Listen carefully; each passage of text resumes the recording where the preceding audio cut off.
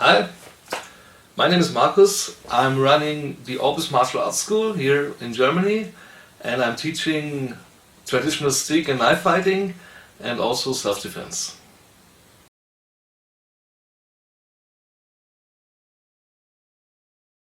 Oh, I saw all Bruce Lee movies.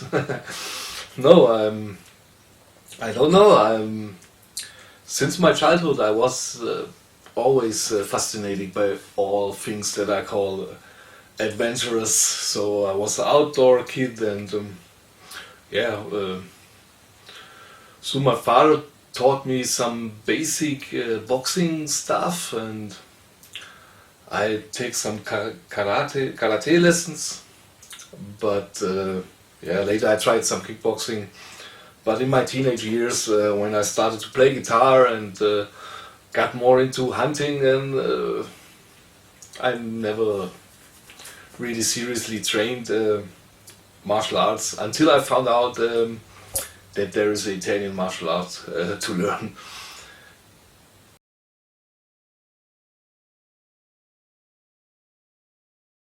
Yeah, that was basically a family thing. My grandfather, Giuseppe Allocca, who lived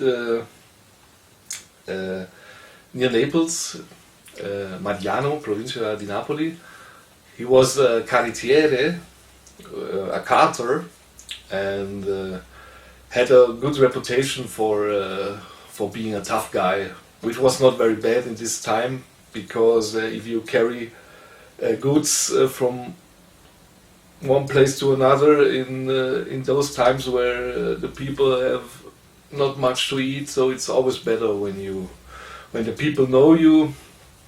And yeah, so I learned some basic stuff with the knife, to use the knife or stick as a weapon, but I never saw this really as a martial art or something special. It was like how to use a hammer, and those lessons were like just take it like this and put it there and etc. It was absolutely no fighting system or something like that.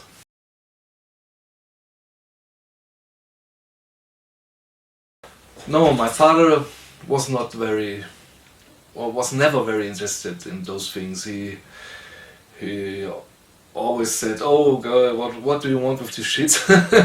And yeah, sometimes he showed me some little things he knew, and he also said, "Oh, with the whip, there's this. It's dangerous if you don't know what you're doing." And he tried it once, he said, or something like that.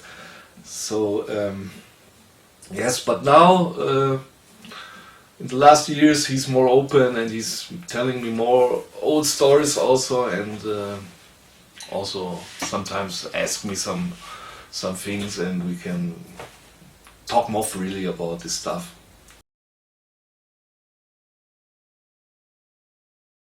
So for me, this was nothing special until a friend of my father, Domenico, who had a buffalo ranch in Caserta, Cellole, was called Masseria Cardele, and he showed me some stick moves. We used to go on this land to hunt for quails, and that was the first time where I was thinking, oh, there's more to learn, there's more to understand, and it's not just there's a idea behind it which can be learned. So I was looking for more of this.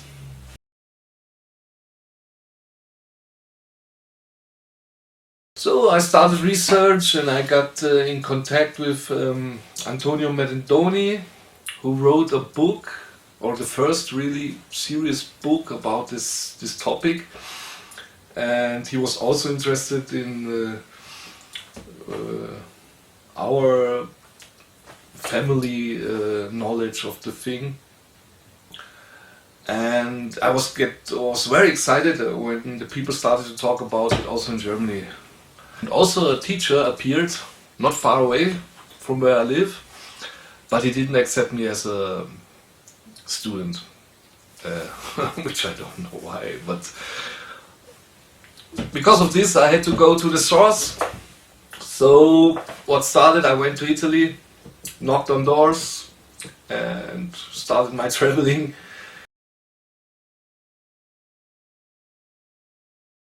Danilo Rossi, Lariolo di Cosano. I got in contact with many great masters, old masters who opened their schools.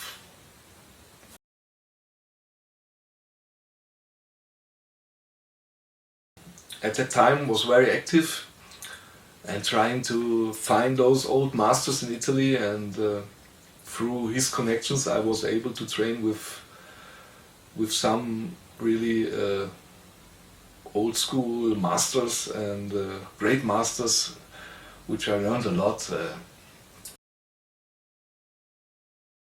Yes, tournaments. I became a student of Maestro Luciano Semigno and did tournaments in Germany, in Italy,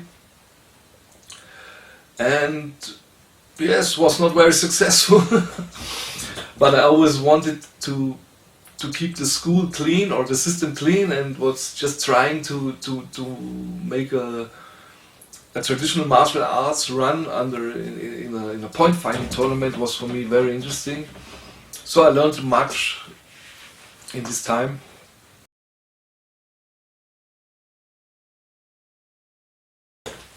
Yes, I tried to keep it as clear and clean as possible. I didn't read the rules of the tournament just to be sure not to change something just to win.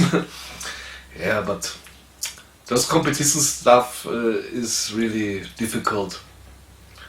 And there's a time for it and a place for it, and you can learn something from it. But it's for a traditional martial art or really a weapon martial art, it's not the best thing you can do with it, in my opinion. You see it in fencing in general. Yes.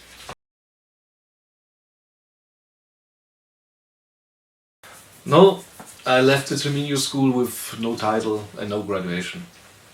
I wanted to be open for other schools, and I was already teaching in Germany Irish stick fighting and my own system.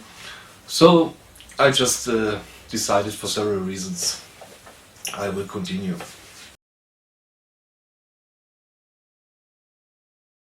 Is the essence of what I've learned from different masters. Because of this I just call it Italian stick or Italian knife. The main influence, I would say, is from Naples, Campania, the region of my family. Without all the stuff that didn't work for me, it didn't work for me because I didn't get it right, or maybe it's nonsense, I don't know.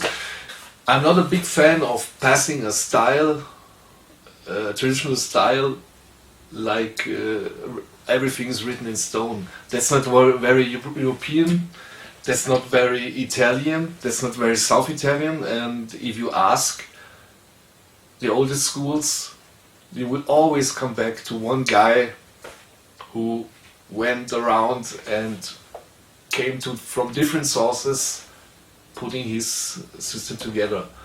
So why should I make this different? This is the tradition. Just my opinion.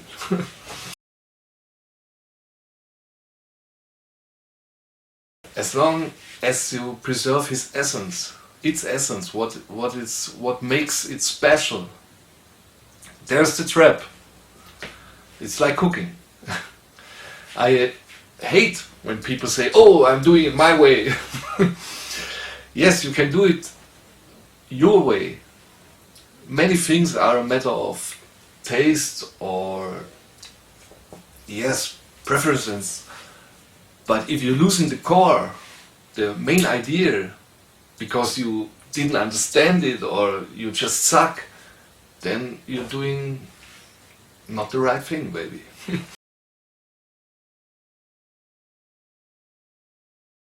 I'm not the reference. I'm the reference of what I have learned, what I saw, what I took, but not. I've not seen it all. This is one way, my way, but not the only way. For the stick, I collaborated with Ossi from traditional Italian knife fighting Nuremberg, who is one of the pioneers of Italian knife fighting in Germany for sure. And we started our friendship during the pandemic, and we recognized that have come to almost the same point and have equally or almost equal streets, and we put together a little form as a starting point for the stick. With those things we both thought should be in there. We were always pretty much in agreement when it comes to content, but it was a hell of a work to put this together so that we are both satisfied with it. I'm a little proud of it. We called it La Tedesca, the German form, because it's the first or the only form, as far as I know, which has been created outside of Italy. So you can see it on the YouTube channel, also with German, English and Italian names for the techniques and explaining. So this everybody should check this out, I think, who's interested in those stuff.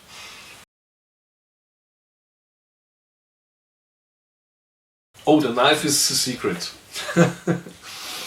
Yeah, the knife and the stick goes hand in hand, as far as I teach it.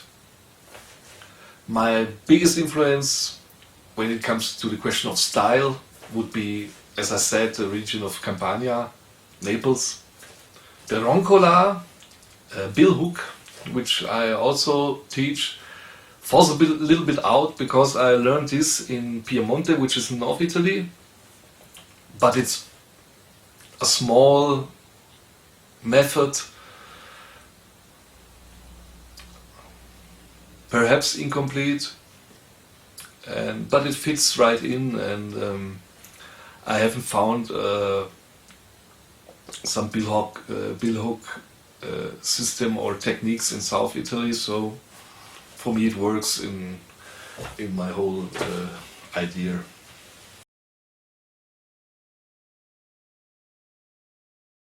Yeah, most people differ between regions or areas, even cities, or putting out some family names. I prefer to differ more from the origin of purpose of the system. So for me there are two main categories. First, the simple methods of the working class or guys, shepherds or something, which used stick, knife or the tools to defend themselves against animals or robbers or something. And the other category is the traditional dwelling systems of the criminals, the Camorra or Mafia or you name it. Those schools are more complex and have more structure in teaching.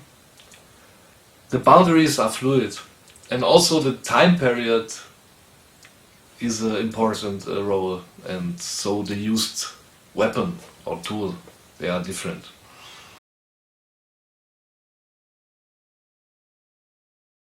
How old?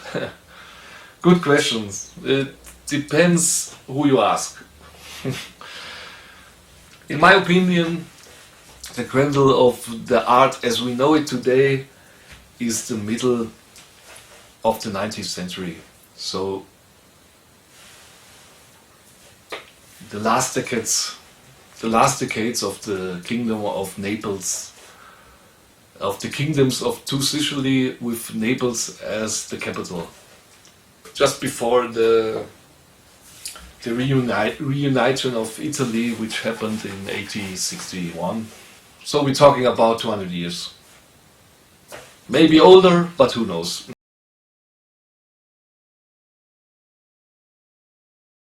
The South Italian fencing school of the rapier, small sword, is a big influence for all those stuff. So it's very fencing based. As well as the military stick fighting of the 19th century. No, not really. Not really written sources. We are talking of a time period and an area where 90% of the people couldn't write or read. So they were analphabets. We have some notes of travelers, outsiders who are describing a systemized teaching of those stuff or something, but not more. If you are looking really, later there were postcards or some songs and romantic poems or something like that. When it comes to the stick, we have some interesting manuals, like the one from Giuseppe Cardi, was printed in North Italy in the 19th century, which for me are showing basically the same system. It's a little bit more fencing stuff inside and academic more, but they're also using agricultural tools, or he's showing techniques against dogs. So for me it's the same tradition. He's showing the same tradition. Also in Giuseppe Ripponi is some printed in the United States, I think also. It's for me also the same stuff. Yeah, on my blog you can find some more background information about this.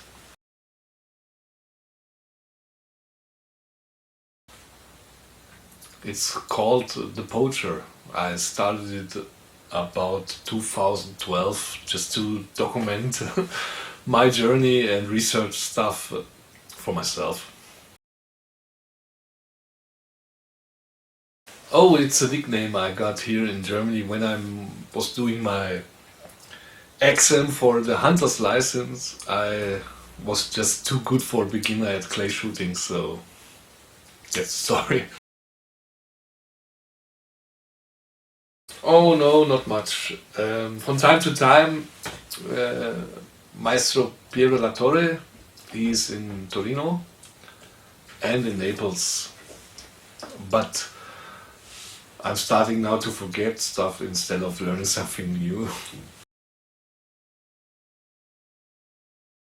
Yes, around 2010 I visited a seminar in Germany because of Italian stick and knife fighting, and was a little bit disappointed because it was too fancy and not exactly what I was looking for. And the last guy there was Hendrik Röber, and he showed the Doyle system of Irish stick fighting, and I was totally impressed by that, by the guy and the system, and I started to train the system, getting quite okay after years, and had also the great honor to continue the association ISF worldwide, Irish Stick Fighters Worldwide.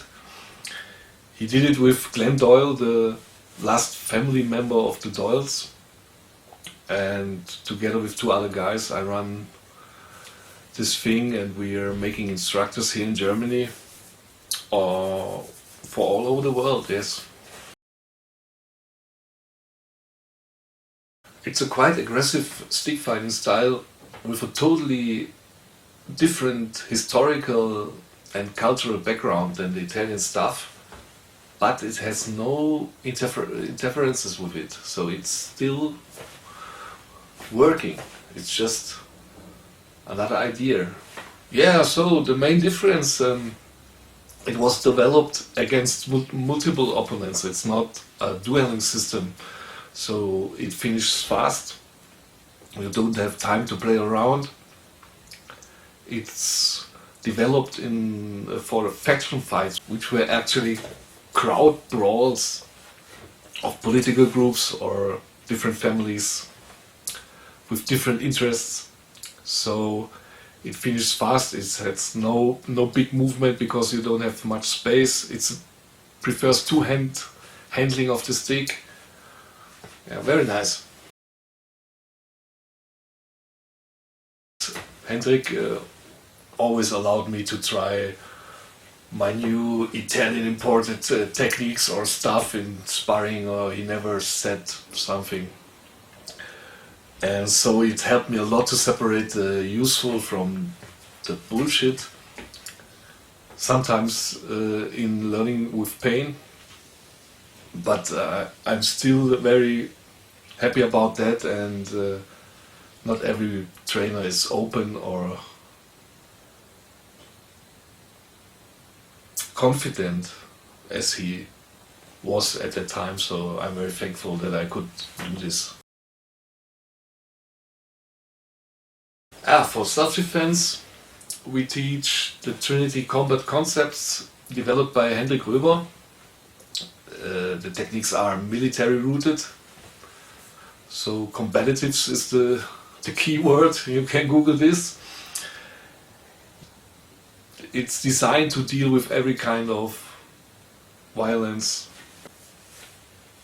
So it's a really stripped down approach to manage real life threatening situations in a civilian self-defense scenario.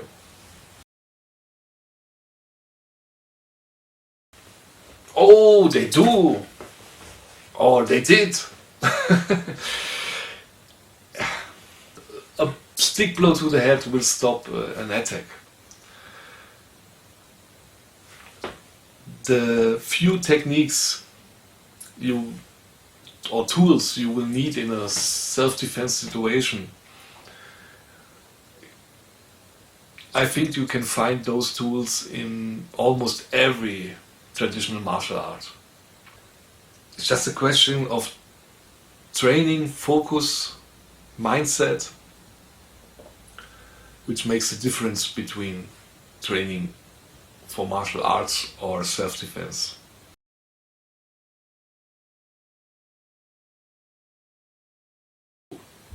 Sparring with protection under high stress level will help a lot.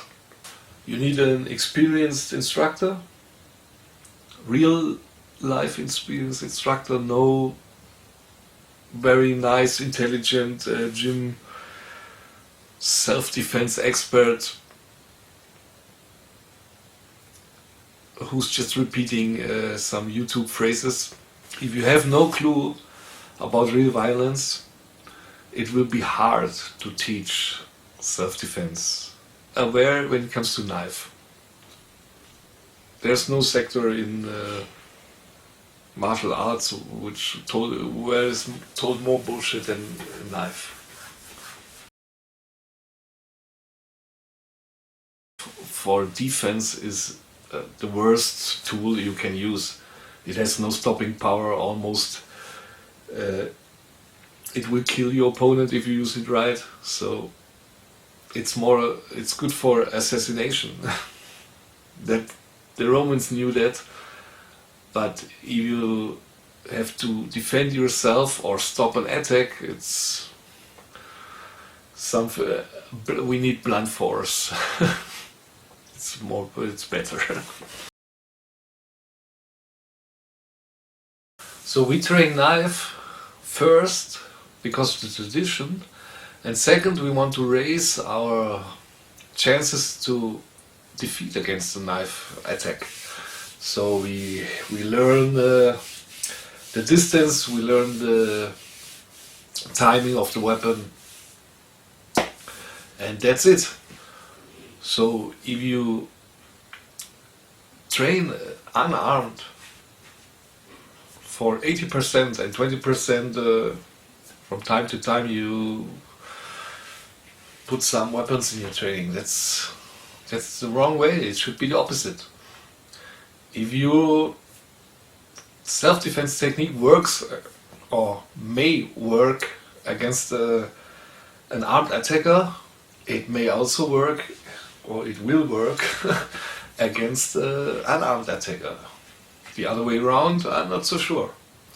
So every tool you got in your box should have at least a chance to work against an armed attacker. Otherwise, don't train it in a self-defense context. Many things. I make music, I play the guitar, and I'm a hunter, and I'm very much into shooting, clay shooting, pistol shooting, practical shooting things, also as an instructor from time to time, knife throwing, archery. Well, that's all martial arts, no? Oh, I like to cook.